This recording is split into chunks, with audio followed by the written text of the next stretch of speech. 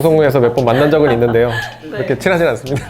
챙겨줘야 한다라는 이유로 이제 재난 기본소득 기본소득이라기보다는 재난 피해 지원금. 더 빠른 지급이 이루어질 수 있도록 뭐 청와대 정부에 촉구를 하든 이제 이 논의를 이렇게 이끌어온 거는 이재명 지사님. 아니 그게 요점이 아니고. 안녕하십니까. 여당부터. 안녕하세요. 더불어민주당 청년대변인 박성민입니다. 만나서 반갑습니다. 예, 반갑습니다. 저는 미래통합당 선대위의 대변인을 맡고 있습니다. 백경원입니다. 반갑습니다. 지금 약간 망설인 거 보니까 없는 것 같고요. 방송에서 몇 번 만난 적은 있는데요. 그렇게 친하진 않습니다. 남이 저를 검색하는 건 옆에서 처음 보네요. 최신순으로 이제 검색하면 네. 아이고 나 청년 가슴 아픈. 공천 잔혹사 네. 마음이 아프네요. 이번에 출마하려고 했는데 잘 안 됐습니다. 고향갑. 지금 심상정원 있는 지역구에. 그러네요. 여기 심상정 저격수로 나선 네. 백경훈. 저는 인터뷰도 하시고. 네, 맞습니다. 청년 미래 지역 배신자입니다. 심상정. 심판하겠다고 갔는데 잘 안 됐습니다. 그러니까 통합당이 기회를 안 줘가지고 그렇죠. 그러니까요. 세대 교체는 또 물 건너갔네요. 근데 그 한국당 입당을 10월에 하신 거예요? 2019년 10월? 아니, 그러니까 저는 입당한 지는 좀 됐는데, 그러니까 이때는 이 10월은 이제 영입된 10월입니다. 영입된 10월. 네, 영입된 10월을 여기다 제가 이제 녹색창에다가 여기다 영입인재라고 그 제안 드렸는데 안 써주시더라고요. 쳐보겠습니다. 박성민. 박성민 이름이 많네요. 네, 많습니다. 분투하시길 바라겠습니다. 빨리 등록해야겠습니다. 네. 저희가 이제 이번에 코로나19라는 좀 막중한 위기 상황을 좀 맞이하게 되면서 사실 이게 건강의 문제도 있지만 경제에 굉장히 타격이 심합니다. 특히 소상공인분들이나 뭐 실업자분들, 구인구직을 하고 있던 청년분들, 그리고 소외계층의 노인분들까지도 좀 굉장히 경제 사정이 좀 어려운 상황이기 때문에 좀 국가에서 이런 부분을 보장을 해줘야 된다, 챙겨줘야 한다라는 이유로 이제 재난기본소득이라는 용어가 좀 공론화되고 있습니다. 제가 보기엔 이게 기본소득이라는 워딩을 쓰긴 했지만 기본소득이라기보다는 재난 피해 지원금 아닌가요? 용어에 대한 정의를 두고 굉장히 말이 많습니다. 사실 뭐 김경수 도지사님 같은 경우에 처음 얘기했을 때 이제 재난기본소득의 개념에 좀 충실해서 말씀을 하셨어요. 저희가 하도 기본소득 얘기를 하니까 대체 그게 뭐냐라고 여쭤보시는 분들이 좀 계실 것 같은데 결국에는 핀셋 지원, 그러니까 특정한 계층에 돈을 지원해 주는 것이 아니라 모두에게 동등한 이제 금액을 현금성으로 지급을 하자는 겁니다. 근데 이게 뭐 전주형 기본소득, 재난기본소득이나 뭐 서울형 재난기본소득을 보면 결국에는 이게 이 피해를 직접 입으신 분들 그리고 취약계층에 직접 지원을 하는 걸로 알고 있는데, 그러니까 결국에는 이제 재난기본소득이라고 했지만 결국에 실행되는 걸 보면 그런 것 같아요. 이게 실제 가장 취약계층 일부에게 뭐 제한적으로 한시적으로 진행되고 있는 것이 아닌가. 저는 그런 의미에서 봤을 때 이게 기본소득이라고 할 수 있을까? 괜히 불필요한 논쟁이 있는 것이 아닌가 싶더라고요. 네, 그래서 일단 저희 토론의 조금 원활한 진행을 위해서 저희가 뭐 재난기본소득에 대해서 좀 불일치하는 면이 있더라도 좀 크게 보고 저희가 용어에 대해서 좀 퉁치고 넘어가는 부분이 필요할 것 같습니다.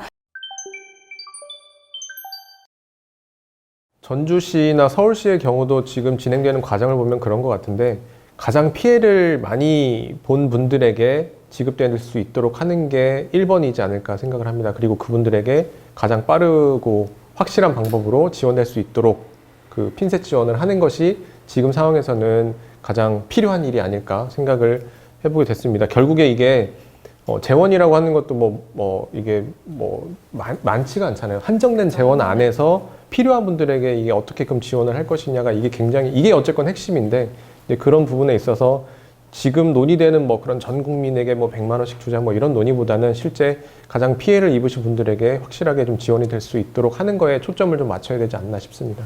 네, 저도 이 부분에 대해서 사실 좀 고민을 많이 했어요. 특히 이제 저희 어머니도 소상공인이시기 때문에 이 재난기본소득에 대해서 좀 굉장히 많이 의견을 묻기도 하고 어떻게 생각하는지 들어보기도 했었거든요. 제 결론은 지금 이 코로나19로 인해서 지금 내수 경제가 좀 많이 무너진 이 상황에서 빠르게 돼야 된다. 그 시기가 너무나 중요하기 때문에 결과적으로는 저는 그 핀셋 지원을 할 수 있는, 그러니까 그 핀셋 지원이라는 것도 결국에는 지원 대상을 정하는 거잖아요. 정의하는 거잖아요. 뭐 소득 구간이 얼마부터 얼마, 아니면 뭐 이 소득 금액이 뭐 3개월 뭐 추이로 봤을 때 뭐 급격하게 하락한 사람, 이런 식으로 기준을 만들어서 주게 되는 건데, 지원 대상을 선별하고 정하는데 너무나 많은 시간과 사회적인 비용, 그리고 진짜 실제로 비용, 행정적인 비용도 많이 들 거라는 생각이 저는 들어서, 만약에 하게 된다면 그 핀셋 지원 말고 이제 전 계층을 대상으로 지원을 하는 것이 맞지 않나라는 생각을 합니다. 근데 전주시도 이렇게 발빠르게 움직였던 걸 보면 그게 뭐 전주 시민을 대상으로 했던 게 아니라 뭐 이제 특정 계층 피해자분들에게 지원을 했기 때문에 전 이렇게 신속하게 이루어질 수 있었다라고 생각을 하거든요.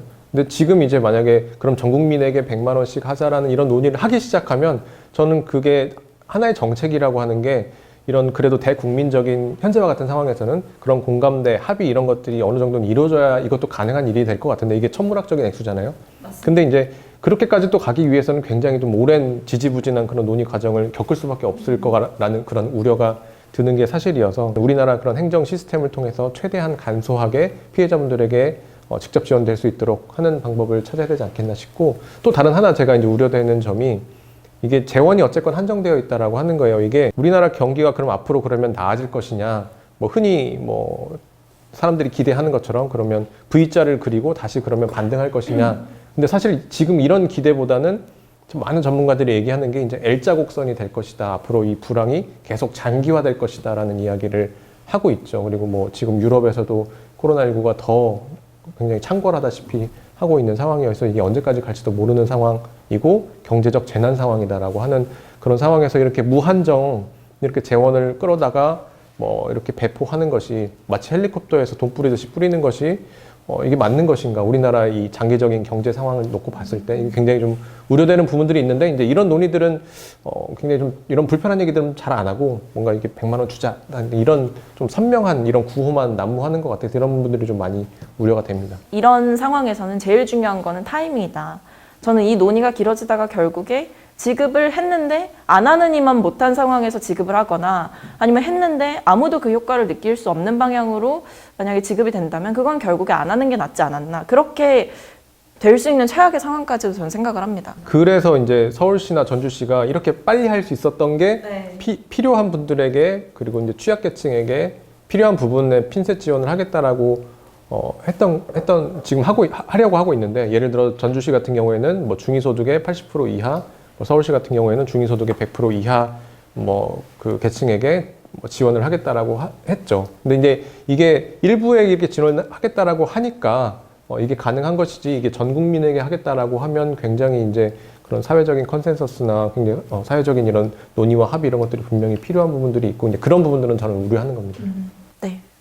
하지만 지금 상황을 이렇게 보면 지역 상권이 굉장히 많이 무너져 있잖아요. 그런 의미에서 봤을 때 그러면 예를 들어 지급을 하더라도 예를 들어 3개월 내로 4개월 내로 쓸 수 있도록 써야 하는 그런 상품권이나 체크카드로 지급을 해서 이 어려운 코로나19의 상황을 우리가 다 같이 사회적 취약계층 누구 할 것 없이 다 같이 극복할 수 있도록 하는 데 초점을 맞춰야 되지 않겠나. 이번에 청와대에서 통과시킨 추경안에서도 상품권의 방식으로 좀 긴급 구호 지원금이라는 명목으로 한 2조 가량의 돈을 투입을 했습니다. 책정을 했습니다. 근데 어쨌든 그런 추경이 이미 존재를 하고 재난 기본 소득 아니면 뭐 구호 소득, 뭐 수당, 긴급 수당 이렇게 해서 추가적으로 돈을 좀 책정을 해서 더 지원을 하게 된다면 저는 상품권보다 조금 더 확장성이 있는 뭐 현금이라든지 아니면 체크카드 방식으로 지원을 하는 것이 맞다라고 봅니다. 제가 계속해서 강조를 했던 거는 타이밍이다. 더 늦지 않기 전에 빠르게 지원을 하고 그 다음에 이제 그것을 메꾸는 방식에 대해서 좀 고민을 해봐야 되는데, 결국에는 일단 쓰십시오 하고 이제 지원을 한 뒤에 어떻게 만약에 이 재정이 부족해지면 어떻게 그거를 극복을 할 거냐 생각해봤을 때 저는 연말정산 때가 다가오지 않습니까? 연말이 되면 이제 그때 그 소득 구간과 세금을 얼마를 내야 되는지가 다 이제 집계가 되잖아요. 그때 어떻게 보면 받은 그 지원금을 좀 추가로 이제 세비로 걷는 방식, 그러니까 다시 걷어들이는 거죠. 그런 방식으로의 보완을 생각해야 되지 않나라고 보고 있습니다. 이 정부가 기준을 잘 잡고 현명하게 대처해 나갈 필요가 있을 것 같아요. 그래서 말씀하신 것, 질문 주신 것처럼 뭐 그러면 국가 예산이 부족해지는 상황이면 어떡하냐. 물론 그런 상황이 안 오게끔 국가가 잘 그런 재정 관리를 해야 된다라고 생각을 하는데, 근데 그런 측면에서 봤을 때 저는 그러면 어떤 그런 운영 기준이 필요하냐, 한 3가지 정도인 것 같아요. 하나는 말씀드린 것처럼 제일 중요한 건 피해자들에게 올바른 지원이 빠르게 갈 수 있도록 하는 게 첫 번째고, 그리고 두 번째는 우리나라 이 민생 경제 생태계가 무너지지 않게 막는 것, 뭐 자영업자분들, 소상공인분들, 그리고 중소기업이 무너지지 않도록, 연쇄 파산이 되지 않도록 이 생태계를 유지해 나가는 것, 자영업자분들이나 중소기업, 소상공인분들이 고용을 유지할 수 있도록 고용 유지 지원금이라든지 아니면 뭐 부가세나 뭐 그 보험료를 감세할 수 있도록, 그래서 그걸 즉각적으로 시행을 해서 고용을 유지할 수 있도록 하는 게 굉장히 좀 중요한 일일 것 같아요. 그리고 마지막 이제 3번째는 이렇게 지원을 하고 뭐 감세를 하든 뭐 하더라도 이 건강한 이런 재정을 유지할 수 있도록 하는 게 저는 국가의 역할이라고, 정부의 역할이라고 생각을 합니다.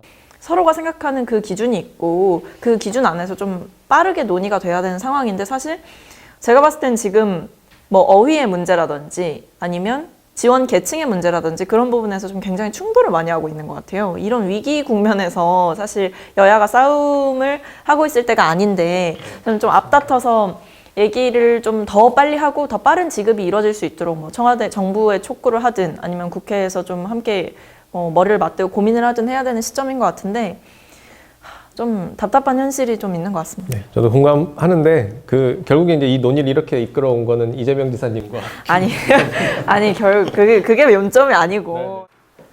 아무튼 저희 다음 달이죠? 다음 주가 아니고 다음 달. 다음 달, 네, 한 달 후에. 네, 한 달 후에 뵙겠습니다. 네, 한 주 후에는 코로나가 잠잠해지기를. 제발요. 날씨도 풀렸는데 코로나도 갔으면 좋겠습니다. 수고하셨습니다. 수고하셨습니다. 먼저 가세요. 나가세요.